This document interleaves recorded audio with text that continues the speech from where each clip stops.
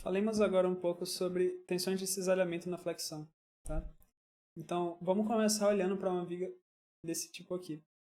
A gente aplica um carregamento, uma forcinha para cima. Isso vai fazer a viga fletir para cima, né? Seria um momento fletor positivo aqui. O momento fletor, como a gente viu no vídeo passado, ele começaria positivo aqui, né? Nessa região, e iria para zero aqui, decaindo linearmente, tá? Então, como a gente tem uma variação no nosso momento fletor, a gente também tem uma variação nas tensões que agem sobre essa superfície, sobre as superfícies quando a gente tem um ΔX, certo? Então aqui eu esbocei tudo que está agindo sobre esse pedacinho que a gente cortou aqui da seção. Tá? Temos esforços cortantes, momentos fletores e temos as tensões normais. Se a gente começando da linha neutra aqui, né? Se a gente cortar um pedaço da nossa viga, então esse pedacinho aqui, tá? Superior da nossa seção, a gente vai ver atuando sobre essa seção as nossas tensões, tá? Só que a gente tem uma diferença de tensão, como a gente mencionou antes, que pode ser vista pela diferença no momento fletor. Como a gente tem essa variação, isso significa que precisa haver uma força para equilibrar as resultantes desse carinha e desse carinha. E essa força ela vai vir das tensões de cisalhamento, que agem sobre esse corpinho aqui que a gente cortou. Então a gente está simbolizando essas tensões de cisalhamento como um sigma yx. Em algumas literaturas se usa tal, né, yx. Aqui a gente usa sigma só para ficar igual às tensões normais. Mas a gente chama de yx, né, porque a gente está olhando as tensões que atuam nesse plano aqui, que é normal a y. Tá? E a gente está olhando na direção x. Tá? Essas tensões elas atuam na direção x. Então, se a gente olhar para esse topinho aqui, né, ele basicamente vai estar sendo submetido a uma combinação de forças, que seria uma força Fn, que é a integral das tensões desse lado. Você teria a força Fn em x mais Δx, que seria a integral dessas tensões nessa área. E a gente teria a força tangencial, que seria a integral das tensões de cisalhamento nessa área. Então, a somatória dessas forças tem que dar zero. Perfeito? Vamos lembrar, né, que quando a gente tem um pedacinho infinitesimal de material e ele está sujeito a tensões de cisalhamento, digamos assim, aqui seria um sigma yx, aqui seria um sigma xy. A gente tem que sigma xy é igual a sigma yx. Beleza? Isso é para que haja equilíbrio, né? Então, esse daqui seria o mesmo sigma xy e esse daqui seria o mesmo sigma yx. Tá? Isso considerando um pedacinho infinitesimal. Para calcular quem que é Fn de x aqui, a gente só precisa integrar as nossas tensões em amarelo ao longo da área roxa aqui, né? Então, que área que é essa? Né? A área da nossa seção da viga. Então, se a gente estivesse olhando assim, né, dessa direção, a gente veria uma seção de viga qualquer, contanto que ela seja simétrica nesse plano aqui, né, que é o que a gente assumiu desde o início. Então, se a gente tiver uma viga qualquer, o que a gente está fazendo em algum lugar aqui tem uma linha neutra. A gente tem um y, né, que é contado a partir da linha neutra. E a gente está fazendo esse cortezinho em verde aqui, né, que é um corte em qualquer lugar da nossa viga. E então a gente está olhando essa área daqui, tá? Note que essa área é uma função de y, tá? Dependendo do y que você escolhe, você vai ter diferentes áreas. Então, por exemplo, se eu escolhesse y nessa altura aqui, então eu estaria olhando para toda essa área aqui, certo? E se eu pegasse um y negativo, por exemplo, aqui, e um y negativo, eu estaria contando toda essa área aqui de cima. Perfeito? Então, podemos fazer as contas aqui, né? Por isso que eu chamei de um AP de y, né? Essa área é função de y, certo? Então a gente vai fazer a integral nessa área. A gente sabe que a nossa tensão, né? A gente está considerando que é um material homogêneo. Então a nossa tensão vai ser, a gente sabe que o epsilon é igual a menos mz y sobre i. Então o nosso sigma basta multiplicar por um e, né? Se a gente quiser calcular o sigma, multiplica por e, e aí vai cancelar esse ezinho aqui, então só vai sobrar, esse aqui é e vezes epsilon, então vai cancelar esse e com esse e, então só vai sobrar esse pedacinho aqui, né? A gente pode jogar o momento fletor para fora da integral, e a gente vai ficar com, e o momento de inércia também, a gente vai ficar com menos mz integral de yda. Mas a gente já sabe que o yda é justamente, né, a integral de yda é justamente o nosso momento estático, o momento de primeira ordem. O momento de inércia, que é y² dA, seria o nosso momento de segunda ordem. Perfeito? Mas a gente já viu também que a integral de yda é o mesmo que fazer A, que é a área total, vezes a posição do centroide dessa área. Então vamos supor que a gente tem uma seção retangular, por exemplo. Então a gente tem a nossa linha neutra, tem o y, e a gente quer fazer um corte aqui. Se a gente fizer um corte aqui, então a gente tem que pegar o nosso AP de y vai ser essa área, e o nosso DAP de y vai ser a distância até esse centroide aqui. Tá? Essa distânciazinha até o centroide. Vou fazer de outra cor para ficar mais claro. Essa distância até o centroide vai ser o nosso DAP, a distância do centroide de AP, certo? Lembrando que isso é uma função de y, então para diferentes valores de y a gente vai ter diferentes áreas e diferentes ds, certo? Se a gente escolhesse um y negativo, por exemplo, o nosso A seria toda essa área e o nosso D seria a distância da linha neutra até, sei lá, vamos dizer que o centroide é por aqui, então seria essa distânciazinha aqui, né? Esse aqui seria o nosso DAP. Então, tanto a área quanto o DAP são uma função de y. Então, para esse bloquinho que a gente está olhando aqui, a gente pode dizer que a somatória de forças é igual a zero, certo?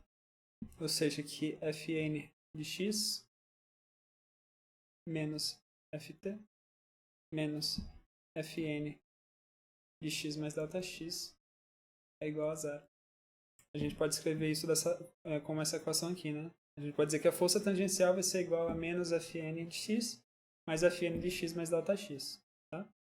Se a gente escrever, né, esse carinha aqui só para simplificar, né, vamos escrever que Fn de x é igual a menos mz multiplicado por um f de x, ou um f de y, desculpa. Se a gente fizer isso, a gente sabe que Fn de x mais delta x vai ser igual a menos mz mais delta mz vezes um fy, que agora a gente está calculando na facezinha em x mais delta x. Então a gente vai utilizar o momento mz mais delta mz. Fazendo isso, e fazendo essa continha aqui, né, a gente vai ter menos esse menuzinho aqui com esse menuzinho aqui dá mais, então a gente vai ter um mzf de y. Daí agora a gente vai somar com esse carinha aqui, menos mz mais delta mz vezes um f de y. E se a gente somar o mz ou subtrair o mz mais delta mz do mz, essa continha aqui vai dar um delta mz vezes o f de y.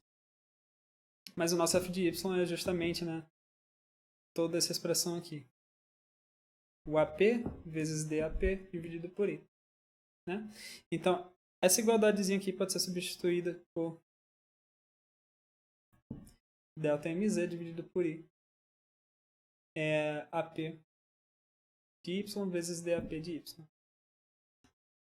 Então, com isso, a gente já pode calcular a nossa tensão de cisalhamento média, que seria a força tangencial média que atua nessa área em verde, tá? E quem que é essa área em verde? Essa área em verde seria o nosso ΔX. E se a gente olhasse a nossa seção que forma uma área, né? Por exemplo, para uma seção em T, por exemplo, a gente está fazendo um corte, né, em verde.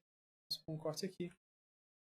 A gente vai ter um comprimentozinho aqui. Eu vou pintar em vermelho, que é onde atua as forças tangenciais. Esse carinha aqui vai ser o nosso B. E note que é um B de Y, né? Porque se a gente tiver aqui, vamos marcar a nossa linha neutra aqui em amarelo.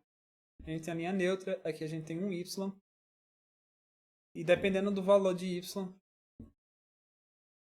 a interseção entre a seção da viga e essa linha verde aqui vai ter um valor diferente, né? Um comprimento diferente. Então o B vai ser esse comprimento, né? A gente chama de B porque é tipo uma base. E quando a gente seleciona, né, a nossa linha em verde aqui, a gente está cortando uma área que a gente chamou de AP, né, que é justamente essa areazinha aqui que está na equação. E a base dessa área vai ser esse comprimento em vermelho. Perfeito? Então a área AT, que a gente está chamando aqui, vai ser justamente ΔX vezes B de Y, certo? Que é o retângulozinho que vai ser formado por essas arestas aí. Eu posso tentar fazer aqui um desenho em 3D, vamos ver se funciona. Então, a gente teria a nossa seção. A gente poderia colocar em profundidade aqui.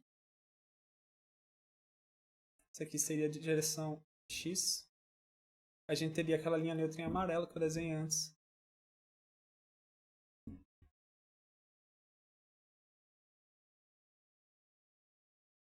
Então aqui é a nossa linha neutra.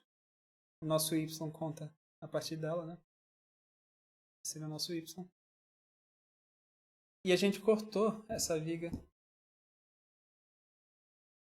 em seções e nessas pequenas pedacinhos aqui